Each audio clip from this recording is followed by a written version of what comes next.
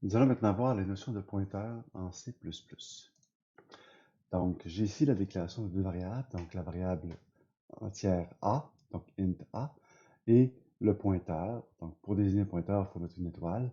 Donc, étoile int ptrb. Ce qui nous donne que la variable entière aura une adresse pour sa case mémoire, mais dans laquelle le contenu sera inconnu.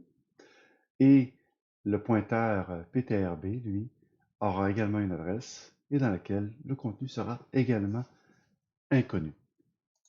À ce moment-là, ce qu'on préfère, nous, c'est initialiser nos variables. Donc, nous assurer de mettre une valeur de 10 à la variable A.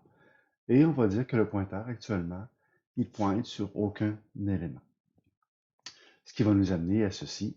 Donc, le contenu de la case mémoire de la variable int A sera 10, alors que le contenu du pointeur ptrb oui, sera nul, ptr. Maintenant, si nous voulons afficher le contenu d'une variable standard, donc c'est comme d'habitude, on fait un cout, symbole plus petit, int a, et ainsi de suite. Donc, la valeur 10 va apparaître. Si par contre, je plaçais un symbole et commercial devant la variable, alors nous aurions l'adresse de la variable. Si nous disons que le pointeur B va correspondre à l'adresse de la variable A, nous allons donc nous retrouver avec ici donc le pointeur, donc l'adresse contenue dans la case mémoire du pointeur, correspondra à celle de la variable A.